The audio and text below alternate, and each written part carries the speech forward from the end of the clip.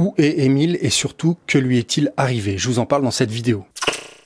Émile, 2 ans et demi, est porté disparu depuis samedi soir dernier et les espoirs de le retrouver vivant s'amenuisent comme peau de chagrin. J'ai d'abord une pensée pour les parents et les proches, ça doit être horrible à vivre, cette attente interminable. J'espère de tout mon cœur qu'on va le retrouver. Émile a disparu donc depuis samedi soir et en fait, dans une disparition comme celle-ci, il y a une période critique de 48 heures qui est une période où il y a encore de l'espoir de le retrouver sain et sauf. Durant cette période, les gendarmes et les enquêteurs ont accepté l'aide de personnes extérieures à cette affaire pour réaliser des battues dans l'espoir de le retrouver dans les environs de sa disparition.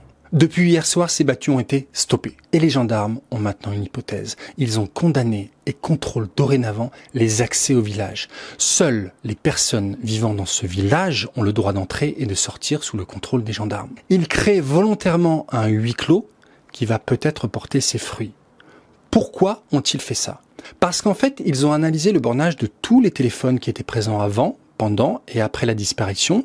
Et ce bornage va leur permettre de resserrer l'étau vers la présence d'un téléphone. Ce téléphone appartient certainement à quelqu'un du village et ils procèdent en ce moment à des interrogatoires. Leur hypothèse serait qu'Émile aurait été victime d'un accident avec une voiture ou un tracteur et que le corps aurait été caché pour éviter d'avoir à rendre des comptes. Ont-ils trouvé des traces de sang, des marqueurs d'ADN sur le bord d'une route qui pourraient affirmer cette hypothèse ? Je pense qu'on va en savoir un peu plus dans les prochaines heures et je vous tiens au courant. La zone où a disparu Émile est-elle maudite? Vernet, ce mot résonne dans tous les médias français en ce moment. Vernet et son Haut-Vernay, une commune rurale entourée d'une zone montagneuse. 60% de forêt, 30% de prairies. On y a vu des loups en 2017. Mais surtout, il y a 34 ans, le 2 mai 1989, un autre enfant, Yanis, âgé de 3 ans, avait disparu dans cette même région. Yanis jouait avec ses frères et sœurs près de la maison familiale quand il a mystérieusement disparu, comme Émile. Ses parents, pour qui j'ai une pensée, avaient retrouvé 18 mois après, à plusieurs centaines de mètres du domicile, les vêtements que portait Yanis lors de sa disparition. Et ils l'attendent encore. En 2008, il y a eu aussi le meurtre de la gérante du Café du Moulin, Jeannette, sauvagement tuée par un de ses clients. Le village avait été ébranlé par ce drame. Et en mars 2015, c'est le crash de l'avion Airbus A320 qui s'était écrasé dans le massif de l'Estrop à proximité du village, faisant 150 victimes qui avaient secoué, encore une fois, les villageois. Cette fois, c'est Émile qui remue les cœurs. Cette zone serait-elle donc maudite ou bien est-ce la loi des séries qui a choisi cet endroit pour poser ses valises? On fait le point sur la disparition d'Émile et les hypothèses possibles. Émile, petit garçon âgé de 2 ans et demi, disparaît samedi 8 juillet à 17h15 dans le village du Haut-Vernay. L'alerte sera donnée à 18h. Le garçon est, à l'heure actuelle, introuvable. Que lui est-il arrivé? On va parler des nombreuses pistes évoquées par les enquêteurs ou les médias qui en parlent. Cette vidéo n'est ni un travail d'enquête, ni un travail journalistique de ma part. Je ne fais pas ces métiers. Elle a pour but d'informer un public qui s'informe sur TikTok, sur les bases de ce qu'on peut lire dans la presse et dans les médias. Certains ont évoqué l'enlèvement de l'enfant emporté par un oiseau de proie. L'oiseau aurait pris l'enfant dans ses serres et l'aurait emporté dans les airs. Alors, on oublie tout de suite, c'est certainement l'hypothèse la plus farfelue. Dans les Alpes, on a 3 grands oiseaux. Les vautours et les gypaètes, qui sont des oiseaux charognards et qui n'attaquent pas leur proie. Donc, on oublie ces deux-là. Quant à l'aigle royal, il s'attaque à des marmottes ou à des lièvres, mais n'aurait jamais pu soulever un enfant de 2 ans pour l'emmener dans les montagnes, trop lourd pour lui. C'est impossible, d'autant plus qu'on était en plein village, donc hypothèse à oublier. D'autres ont évoqué une attaque d'ours ou de loup. Plus plausible, mais encore une fois à proximité d'un village, alors que ces animaux ne meurent pas de faim dans ces contrées. Je n'y crois pas du tout. S'il y avait eu une attaque, il y aurait certainement eu des indices, des empreintes, des traces de sang, des traces de lutte, des témoins qui auraient aperçu un ours ou un loup dans la région. Bref, la piste animale est pour moi vraiment peu convaincante. Nous sommes à 1300 mètres d'altitude, le terrain est escarpé, il y a des crevasses, il a pu tomber. C'est ce que dira Nassima Djelbi, la porte-parole de la gendarmerie nationale, le 10 juillet, 2 jours après la disparition. Mais cette hypothèse a vite été écartée car aucune piste olfactive n'a été repérée par les chiens pisteurs et la zone a été fouillée de fond en comble avec de nombreuses battues sur l'ensemble de ce territoire. Les enquêteurs et le maire du village ont évoqué la piste de l'accident dissimulé. Notamment, l'attention s'est portée sur un des villageois, un adolescent, qui a la réputation de conduire très vite son tracteur dans les rues du village. Ce jeune homme a donc été un temps le coupable idéal et la rumeur de sa culpabilité semble persister parmi certains villageois. Pourtant, les enquêteurs ont rapidement prouvé que ce fils d'agriculteur ne se trouvait pas sur les lieux au moment de la disparition. Franchement, je ne voudrais pas être à sa place. On a vite fait de trouver un coupable idéal et c'est typiquement sur ce genre de rumeurs que se créent les injustices. Terrible destin qui pourrait être plausible. Émile aurait été happé par une moissonneuse-batteuse. Il se serait perdu dans un champ de blé, par exemple, se serait endormi et le conducteur, au regard occupé ailleurs, n'aurait pas vu l'enfant passer sous les roues de l'engin et être empaqueté dans une botte de foin. C'est pour cette raison que les enquêteurs ont procédé à des fouilles dans toutes les bottes de foin des fermes alentours, sans rien trouver. 123 personnes vivent dans le hameau et tout le monde se connaît. Le coupable serait-il parmi les habitants? C'est forcément une question que ces villageois se posent. L'ambiance se tend d'ailleurs au fil des jours car le village est encore sous un relatif huis clos. Un des habitants dit notamment au micro de TF1 « On va se regarder, on va se demander qui ça peut être ». Je vous laisse imaginer l'ambiance qui tourne en ce moment en psychose au sein du petit village. Même si vous voulez échapper au drame, vous êtes obligé de le subir. Disparition surnaturelle, portail vers un autre monde, dame blanche, les hypothèses mystiques fleurissent notamment sur les réseaux sociaux. Sur TikTok, de nombreux médiums au pouvoir surnaturel, armés de leurs pendules, se sont déplacés sur les lieux de la disparition et ont proposé des lives avec des recherches farfelues et inadaptées aux circonstances ou des hypothèses extravagantes faisant douter de leurs véritables intentions.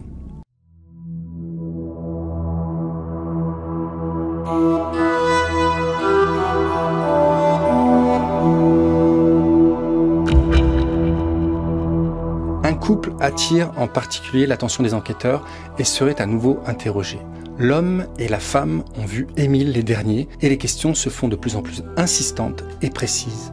Comme par exemple de savoir ce qu'ils ont fait les jours précédents, pourquoi ils n'ont pas donné l'alerte, pourquoi ils étaient là, tout simplement. L'homme a été interrogé durant 3 heures et la femme durant 2 heures.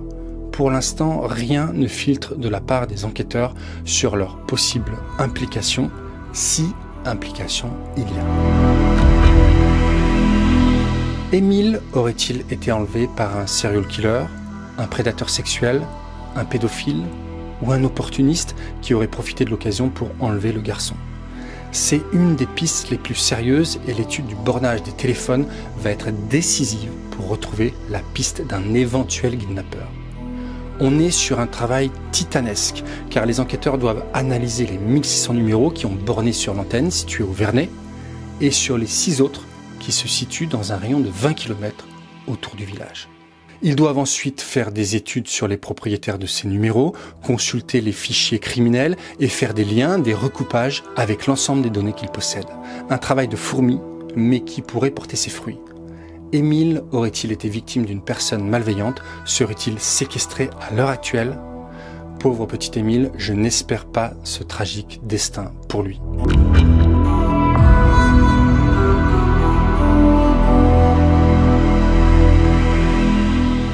La famille d'Émile, on peut aussi parler de clan, se trouve au cœur d'une spirale de doute qui s'est emparée des enquêteurs, des médias et de nous, spectateurs, qui attendons des réponses à cette disparition.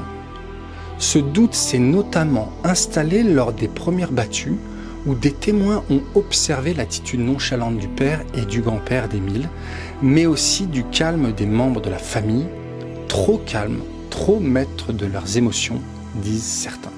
Ces doutes se sont renforcés quand les médias ont su que le père faisait partie du mouvement catholique traditionnaliste Chrétienté Solidarité et que le grand-père en est trésorier. Mais qu'est-ce que cela prouve? Une attitude peut être effectivement troublante en rapport à ce qu'il se passe, ici la disparition d'un enfant, et venir perturber la compréhension qu'on en a par rapport à l'attitude d'une personne qui n'aurait pas en fait les réactions normales qu'a défini la société. Rien ne prouve donc que la famille soit coupable. Attendons que les enquêteurs fassent leur travail.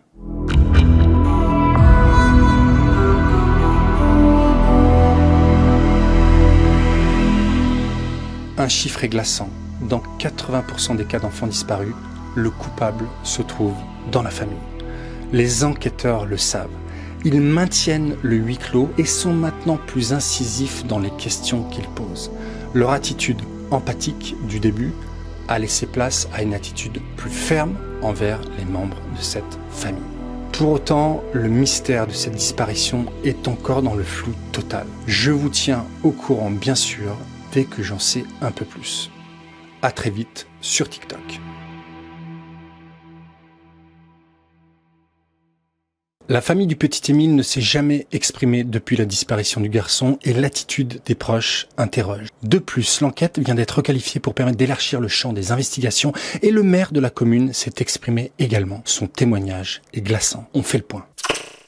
Première information dans l'affaire du petit Émile, le procureur a déclaré que l'information judiciaire a été élargie à des faits d'enlèvement, d'arrestation et séquestration arbitraire sur mineurs.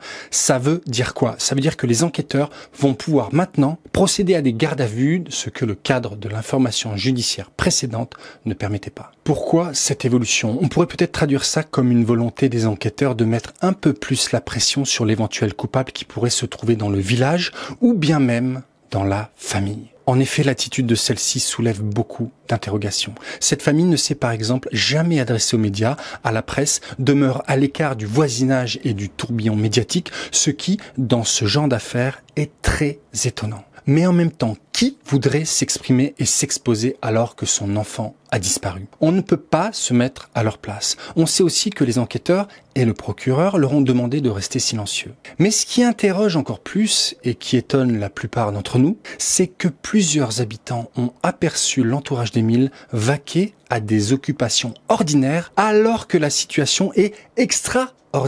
Par exemple, on les a vus sortir en randonnée. On a aperçu la grand-mère dans les allées du marché local. On a vu la maman aller à la piscine avec la sœur d'Émile. Comme dit le maître nageur, il continue de vivre, quoi. C'est ça qui semble troublant pour la plupart d'entre nous. Comment peut-on aller à la piscine alors que son enfant a disparu? Oui, mais nous ne sommes pas à leur place. Et gardons-nous de juger leur attitude qui paraît incompréhensible pour beaucoup, mais qui est leur façon de gérer certainement la situation. Enfin, un proche de la famille qui a témoigné de façon anonyme dit que les membres du clan ne parlent pas de l'affaire entre eux. Tout cela interroge et soulève des questions comme par exemple ne pas parler de l'affaire en famille par peur d'être sur écoute, partir faire des randonnées pour pouvoir parler de l'affaire sans être écouté. Ce ne sont que des questions et bien évidemment ce sont aux enquêteurs de répondre à ces interrogations. D'ailleurs, le maire de la commune dit qu'ils font un excellent boulot mais qu'il ne se passe plus rien, que cela s'est calmé. Il a un avis très clair et inchangé sur cette affaire. Il dit, je cite, « Il n'y a pas de puits ici.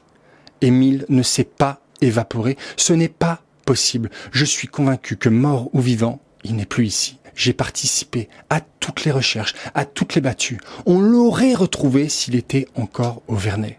Je suis convaincu que mort ou vivant, il a été déplacé par un adulte. » L'attitude de la famille du petit Émile disparu le 8 juillet dernier suscite beaucoup d'interrogations et de suspicions. J'ai récemment fait une vidéo présentant les dernières informations trouvées dans les médias qui relatent cette affaire. Ce qui a fait le plus débat est l'attitude après le drame de cette famille qui s'est enfermée dans un silence pesant. Et vous avez été nombreuses et nombreux à réagir avec des avis divergents. Parler ou ne pas parler, continuer de vivre, aller à la piscine alors que son enfant a disparu il y a quelques jours, est-ce une attitude normale? On va tenter dans cette vidéo d'appréhender la situation sous un prisme différent. Puis, dans une prochaine vidéo, je reviendrai sur les hypothèses de la disparition et je vous donnerai exceptionnellement mon point de vue sur cette affaire. Regardez la vidéo jusqu'au bout et commentez ensuite dans les commentaires pour participer au débat. Comment réagirions-nous si on était dans cette situation? Quand je dis nous, je parle bien sûr de la société, de la communauté humaine, des spectateurs que nous sommes, et je m'y inclus bien entendu. Ce nous n'est qu'une manière d'exprimer un sentiment général qui ne reflète pas une somme d'individus qui, de manière singulière, n'ont pas les mêmes réactions face à une situation. Et c'est le cas quand chacun d'entre nous apprend que la maman d'Émile va à la piscine avec sa fille quelques jours après la disparition de son fils. Beaucoup ont cette réaction, Mais comment peut-elle faire ça alors que son fils vient tout juste de disparaître? C'est impossible. En tant que parent, je ne pourrais pas. D'autres ont une réaction plus pragmatique. Cette maman a le droit de vouloir continuer à vivre normalement. Elle pense aussi à son autre enfant. Elle veut lui changer les idées. Rien de choquant.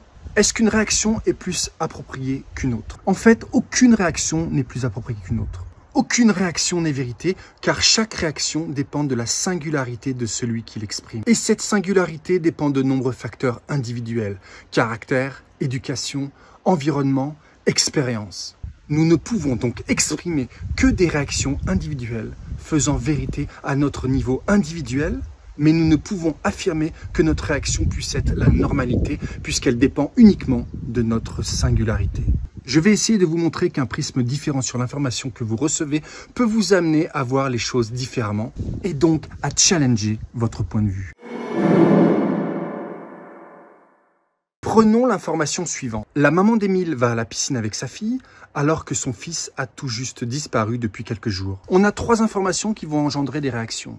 Info numéro 1, aller à la piscine. Info numéro 2, s'occuper de sa fille. Et info numéro 3, la disparition récente d'Émile. Chaque personne va combiner ces 3 informations pour en faire ressortir une réaction singulière. Aller à la piscine. L'info numéro 1 a une connotation de détente. On patauge, on rit, on s'amuse. C'est un moment de bonheur. Pour beaucoup, elle ne peut être associée à l'info numéro 3, la disparition récente d'Émile. D'où la réaction de nombreuses personnes qui considèrent que cela est indécent ou anormal.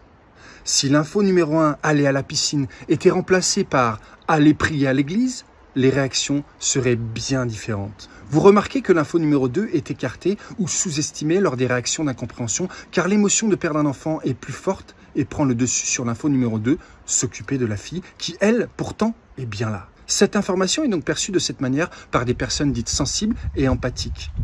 L'info numéro 2 va être mieux considérée par les personnes plus pragmatiques. Oui, Émile a disparu, mais il ne faut pas oublier la fille et s'en occuper. Dans ce contexte, l'émotion est mise de côté pour mettre en avant l'aspect pragmatique. La grand-mère aperçue au marché, il faut bien manger. La maman vue à la piscine, il faut bien occuper la petite. La famille qui part en randonnée, il faut bien continuer à vivre comme avant.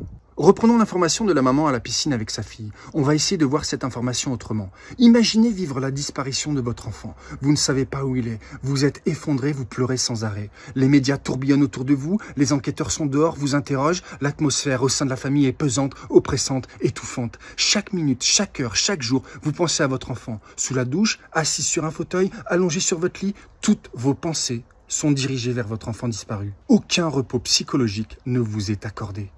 Et cela fait 15 jours que cela dure. Vous regardez votre deuxième enfant et vous culpabilisez de le délaisser. Vous vivez un véritable enfer physique et psychologique en huis clos familial.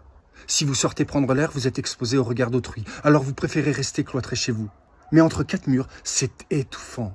Comment alors déconnecter? Comment occuper son esprit à autre chose? La piscine a pu sembler pour la maman un moyen d'échapper à sa condition imposée. Elle est allée à la piscine, pas que pour sa fille, mais aussi pour elle et surtout pour elle, pour se déconnecter de la situation effrayante dans laquelle elle se trouve en ce moment. Aller à la piscine lui a peut-être semblé approprié pour échapper un court instant à l'atmosphère pesante du huis clos familial, des enquêteurs et du tourbillon médiatique. En imaginant ça, on peut facilement maintenant comprendre l'information et croiser les différentes réactions sans qu'elles soient diamétralement opposées. Oui, la maman est dans l'émotion de la perte de son fils et subit la situation qu'elle essaye de surmonter, alors on comprend qu'elle a le droit d'aller à la piscine pour tenter, au travers d'une action normale, de surmonter la situation et ne pas sombrer dans une détresse psychologique ou pire, la folie. Vidéo rapide sur Émile, je vais vous donner dans cette vidéo l'hypothèse de la disparition du garçon qui me semble la plus plausible, et cette hypothèse ne dépend que de mon point de vue. La première chose que je tiens à dire, c'est que j'ai tous les jours une pensée pour Émile. Je ne sais pas où est ce petit garçon, mais ce que je sais, c'est qu'un enfant de 2 ans ne devrait pas disparaître comme ça. On se focalise sur l'attitude des parents, on fouille leur passé, on se plaint qu'ils ne parlent pas. Et on dit n'importe quoi alors que nous n'en savons rien. Un peu d'humilité ne nous ferait pas de mal. Il y a eu 2 témoins qui ont aperçu Émile quelques minutes avant sa disparition. Il y a un homme âgé d'une 60aine d'années et un adolescent. L'adolescent a vu Émile monter dans le hameau, vraisemblablement vers la fameuse cabane où il aimait jouer. Dans cette hypothèse, Émile aurait eu un accident, il serait tombé d'une falaise ou dans un trou. Mais la zone a été ratissée de long en large et on l'aurait déjà retrouvé. Pour moi, cette hypothèse ne colle pas. Par contre, le sexagénaire nous dit avoir vu Émile descendre vers la fontaine. Son chien a l'habitude d'aboyer quand un étranger passe, et quand Émile est passé, il n'a pas aboyé. L'homme a donc continué ses occupations. Ensuite, au moment des recherches, les chiens des gendarmes ont perdu la trace d'Émile pile au niveau de la fontaine. Où se trouve cette fontaine? Elle se trouve ici. Tous les journalistes nous bassinent en disant que le Haut-Vernay est un cul-de-sac et qu'un étranger au village serait tout de suite repéré par un des habitants ou par le chien du sexagénaire. À chaque fois que j'entends ça d'un journaliste, je hurle intérieurement. Quelqu'un aurait très bien pu être présent quand le petit garçon est arrivé vers la fontaine. Le chien du voisin aurait alors aboyé, vous allez me dire. Mais ce jour-là, le chien n'était pas là. En quelques secondes, une personne aurait très bien pu enlever le garçon dans une voiture et filer sur la route départementale, la D457. La route vers la fontaine est un petit triangle. Une voiture aurait très bien pu prendre à droite, enlever l'enfant et repartir sans même faire un demi-tour. Et qui aurait pu enlever un enfant de cet âge? Eh bien tout simplement un homme mal intentionné, vous savez de quoi je parle. Fournirait passer des heures, des semaines, des années dans sa camionnette à repérer et chercher ses proies. Quoi de mieux que de venir tourner dans ces petits villages où le prédateur sait que les enfants sont souvent à courir dans les rues sans la présence des parents. Pour moi, et ce n'est que mon avis personnel, Émile a malheureusement été enlevé par un prédateur opportuniste. Il aura fallu 2 mois pour que l'enquête sur la disparition d'Émile élargisse son champ d'investigation à la recherche de profils dangereux. Ça mérite une petite vidéo. Il y a quelques jours, je vous faisais part de mon avis sur l'hypothèse de la disparition d'Émile et dans cette vidéo, je vous disais que je pensais qu'un individu malveillant, en utilisant précisément le mot prédateur, aurait très bien pu kidnapper le petit garçon à l'endroit où se trouve la fontaine et repartir ensuite sur la route sans que personne s'en aperçoive. Ce n'est que mon avis personnel qui n'engage que moi. Eh bien, figurez-vous qu'hier, l'enquête a élargi le champ d'investigation à la recherche de personnes dangereuses dans un périmètre de 20 km à la ronde. Toutes les personnes inscrites sur les registres d'hôtels, de campings, de résidences locatives dans la semaine précédente, puis la semaine suivante de la disparition, vont être passés au peigne fin. Les enquêteurs vont ensuite comparer ces individus avec les personnes inscrites au fichier des infractions sexuelles ou violentes, ou si certains ou certaines sont connus des services de police et de gendarmerie. Je vous le disais, un prédateur opportuniste qui tourne dans ces petits villages à la recherche d'une proie a sans doute enlevé Émile. Il sait que le village est dans sa saison touristique et qu'il y a du mouvement et qu'il sera une voiture comme une autre. Il sait que les enfants sont souvent dans les rues à jouer sans la surveillance des parents. Il sait qu'il peut repartir sur une route peu fréquentée en toute discrétion sans être repéré, sans qu'on croise sa voiture. Peut-être qu'Émile est quelque part dans ces immenses forêts. On espère que les résultats de cette recherche vont porter ses fruits pour avoir la vérité sur cette terrible disparition. Je me pose quant à moi la question que vous êtes en train de vous poser, je le sais, je vous vois en train de réfléchir. Pourquoi avoir élargi seulement maintenant la recherche à des profils dangereux? Pourquoi ne pas l'avoir fait dès les premiers jours? Je vous attends dans les commentaires.